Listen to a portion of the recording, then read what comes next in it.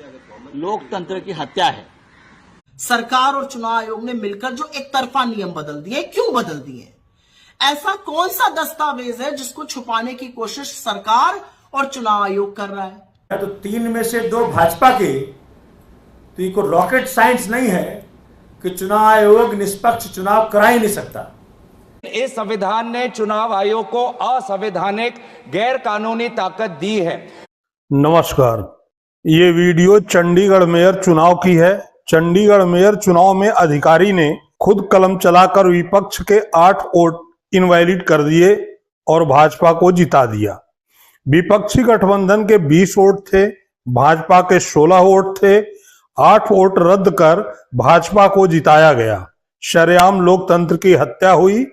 आपको पता होगा कि चंडीगढ़ मेयर चुनाव के दौरान मीडिया को बाहर रखा गया था, लेकिन अदालत के आदेश की वजह से वोटिंग प्रक्रिया की रिकॉर्डिंग की जा रही थी। नतीजतन कैमरों ने प्रिसाइडिंग अफसर की इस धांधली को रिकॉर्ड कर लिया। वीडियो के आधार पर आम आदमी पार्टी अदालत गई और उसे न्याय मिला। भाजपा की जगह आम आदमी पार्टी का मेयर बना। जरा सोचिए, ये वीडियो सामने नहीं आई होती तो क्या होता। लेकिन अब इस तरह की वीडियो आपको देखने को नहीं मिलेगी।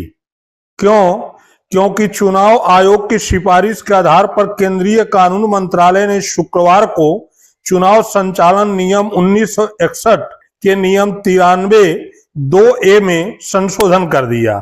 इसके बाद अब आम आदमी चुनाव से जुड़े इलेक्ट्रॉनिक रिकॉर्ड नहीं मांग सकेगा, अर्थात आप चुनाव से जुड़े वीडियो नहीं देख सकेंगे। अब चुनाव से संबंधित सभी दस्तावेज जनता के लिए उपलब्ध नहीं होंगे।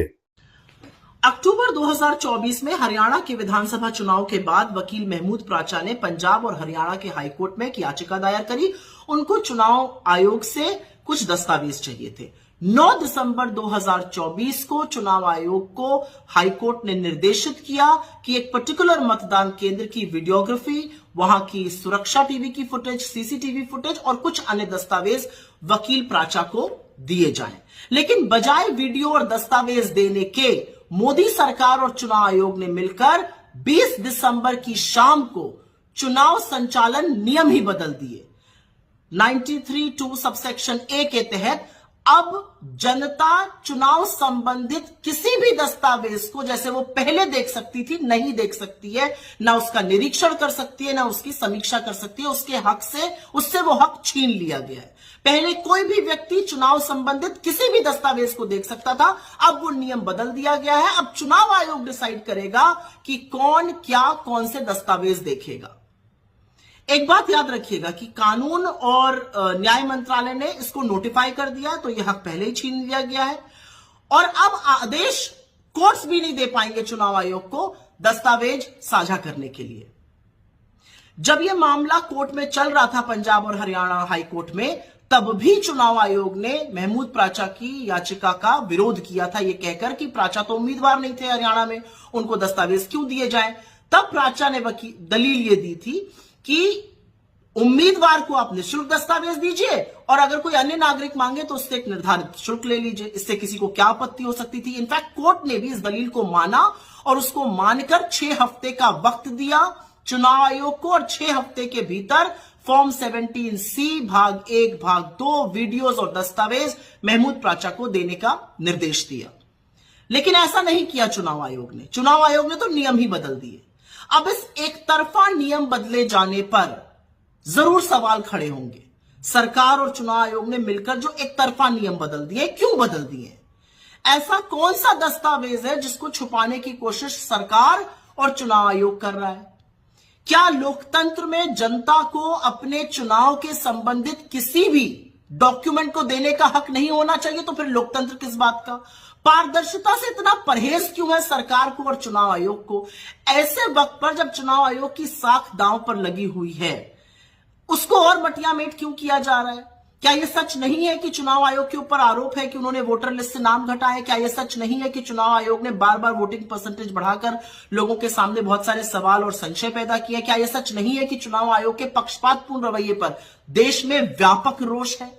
तो ऐसे में जब सरकार और चुनाव आयोग मिलकर नियम बदल देगा और लोगों को उनके हक से वंचित करेगा कि वो कोई भी डॉक्यूमेंट देखने का उनका हक चला जाएगा, तो हिंदुस्तान के निष्पक्ष और स्वतंत्र चुनाव पर जरूर एक धब्बा है, ये एक कलंक है। और एक बात और उठती है, अगर आपको ऐसा करना था तो आप सारे राजनीतिक दलों को बुलाते, एक मीटिंग करते, विचार विमर्श करते, उनको विश्वास में लेते, समझाते कि आपको ऐसा क्यों करना पड़ रहा है, ये एक तरफा फैसला आपने क्यों किया, आप क्या छिपाने की कोशिश कर रहे हैं। क्योंकि एक बात याद रखिएगा, जो भी गुप्त और गोपनीय होता है ना, वो अधिकांश गलत होता है। और इसीलिए sunlight is the best disinfectant कहा गया है। पारदर्शिता प्रजातंत्र की पहली शर्त है। उस शर्त का दमन चुनाव आयोग और सरकार क्यों कर रही है, और उसका दमन करके हिंदुस्तान के चुनावों पर इतना बड़ा प्रश्न चिन्ह क्यों लगा रही है, यह सवाल तो पूछा जाएगा। दरअसल यह चुनाव पर सरकार के एकाधिकार की एक सोची समझी साजिश है। लोकतंत्र की हत्या है।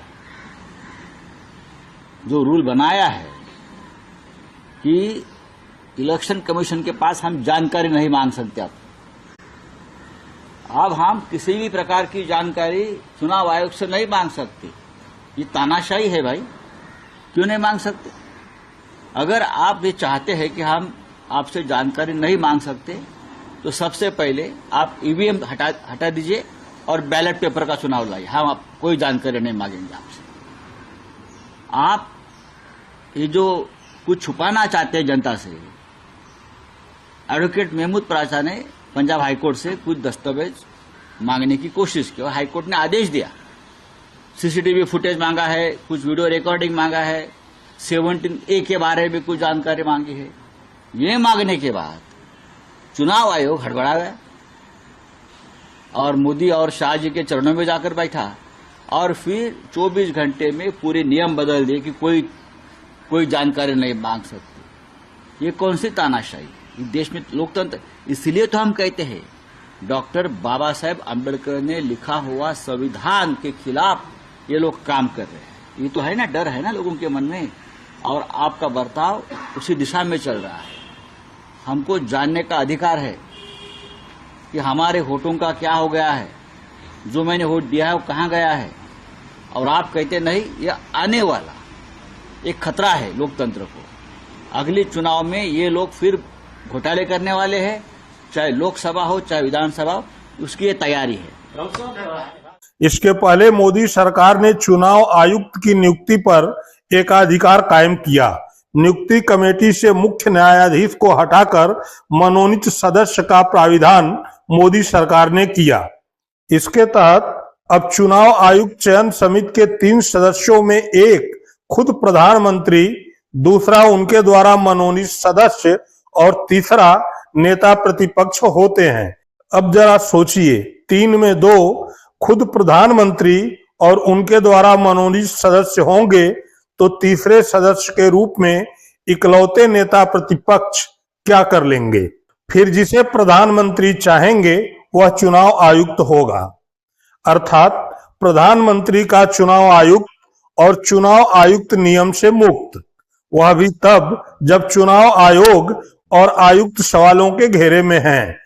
कि किस प्रकार से जो चुनाव आयोग का सिलेक्शन हुआ, जिसमें 3 सदस्यीय कमेटी थी, ओरिजिनली उसमें प्राइम मिनिस्टर साहब, एलओपी थे और सीजीआई थे, लेकिन सीजीआई को हटा करके जब पीएम साहब ने अपना आदमी डाल दिया, तो 3 में से 2 भाजपा के, तो ये कोई रॉकेट साइंस नहीं है कि चुनाव आयोग निष्पक्ष चुनाव करा ही नहीं सकता। चुनाव पर एकाधिकार की इसी साजिश की बू एक देश एक चुनाव के प्लान से भी आती है। सुनिए। आदरणीय गृह मंत्री को मैं यही कहना चाहूंगा कि अगर कोई पार्टी इसका समर्थन करना भी चाहे तो भी वो समर्थन 72 पे ही रह सकता है, जनरल वो चर्चा में नहीं ला सकते समर्थन के लिए। मैं सर, ये 2 जो कानून है, constitutional amendment 129 constitutional amendment act और the bill to further amend government of union territories act 63, national capital territories 91, Jammu Kashmir reorganisation act 2019, ये दोनों कानून संविधान और नागरिकों के वोट देने के जो उनकी संवैधानिक अधिकार है उस पर आक्रमण है और इसका हम पुरजोर विरोध करते हैं। विरोध का आधार ये है कि इस सबसे पहले 82(5) में चुनाव आयोग को जो यहाँ पे ताकत दी गई है कि चुनाव आयोग आज राष्ट्रपति को अपना एक निर्णय दे सकते हैं कि कब निर्वाचन हो सकता है। ये कभी भी इससे पहले चुनाव आयोग की ऐसी ताकत भारत के संविधान के निर्माताओं ने नहीं बनाया है। चुनाव आयोग की क्या सीमाएं हैं वो आर्टिकल 324 में है, जहां पर इलेक्शन कमीशन को बस कैसे सुपरवाइज करना चाहिए, कंट्रोल करना चाहिए, इलेक्शन रोल कैसे बनाना चाहिए, वहीं तक ही चुनाव आयोग की क्षमताओं का सीमा बनाया है। लेकिन इस संविधान ने चुनाव आयोग को असंवैधानिक गैर कानूनी ताकत दी है। राष्ट्रपति अगर कोई परामर्श लेते हैं तो सिर्फ काउंसिल ऑफ मिनिस्टर से परामर्श लेते हैं, वो कभी भी वो चुनाव आयोग से परामर्श नहीं लेते हैं। ये एक गैर संवैधानिक इन्होंने एक ढांचा बनाया है।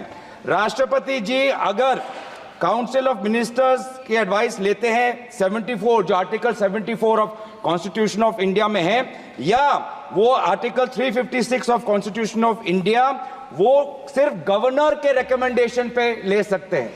356 गवर्नर के रिकमेंडेशन पे या 74 के अनुसार काउंसिल ऑफ मिनिस्टर्स के रिकमेंडेशन में। ये पहली बार ये एक ऐसा कानून लाए हैं कि राष्ट्रपति अब चुनाव आयोग के भी रिकमेंडेशन पर एक निर्णय ले सकते हैं। ये पूरी तरीके से इसका विरोध करते हैं। चुनाव आयोग में किस प्रकार से कमिश्नर्स नियुक्त होते हैं, नहीं होते हैं, सुप्रीम कोर्ट की भूमिका रहती है, हटाई जाती है, उस पर हम बाद में चर्चा करेंगे। दूसरी बात यह है कि संविधान के बेसिक स्ट्रक्चर में एग्जीक्यूटिव, लेजिस्लेटिव और जुडिशरी के बीच में संतुलन हो, उसका भी विवरण है। आज इस बिल के द्वारा आदरणीय राष्ट्रपति जी को ज्यादा शक्ति दिया गया है कि वो अपने सुपरिंटेंडेंट से एक नए 82A के द्वारा अब वो विधानसभाओं को भंग कर सकती है। ये एक्सेसिव पावर इस बिल में चुनाव आयोग को भी दिया गया है और राष्ट्रपति जी को भी दिया गया है। और यहाँ पे जो मुद्दा उठाया है कि चुनाव आयोग का ये जो खर्च है कम करना चाहते हैं, चुनाव आयोग के खुद उन्होंने कबूल किया है कि 2014 के चुनाव आयोग में कितना पैसा खर्च हुआ, लगभग 3700 करोड़। ये 3700 करोड़ के लिए ऐसा एक गैर संवैधानिक कानून ये लाए हैं, ये पूरी तरीके से तथ्य के खिलाफ है। हम दोबारा कहना चाहते हैं कि संविधान और एक नागरिक जो आर्टिकल 14 जो उसको वोट देने का अधिकार देते हैं, वो जब वोट देता है तो हमारे संविधान में लिखा है कि जो 5 ईयर टर्म है, जो 5 ईयर टर्म है आर्टिकल 83(2) में हाउस ऑफ पीपल को और आर्टिकल 172(1) में जो 5 ईयर टर्म है उसके साथ खिलवाड़ नहीं कर सकते। ये एक गलत नीति आयोग के रिपोर्ट के आधार पर ये कहना चाहते हैं कि 5 ईयर टर्म अनिवार्य नहीं है। 5 ईयर टर्म अनिवार्य है, ये नीति आयोग के रिपोर्ट में नहीं जाए। नीति आयोग कोई संवैधानिक कोई बॉडी नहीं है जो इस प्रकार का ये परामर्श दे पाए। तो इसीलिए मैं बस इतना ही कहना चाहूंगा कि ये दोबारा अगर इनको लगता है कि प्रधानमंत्री मोदी जी पर के प्रचार से ये पूरे ये भारत के चुनाव को छीनेंगे, तो हम ये चोरी नहीं होने देंगे और हम बिल का विरोध करते हैं। इस बिल को जेपीसी में भेजा जाए।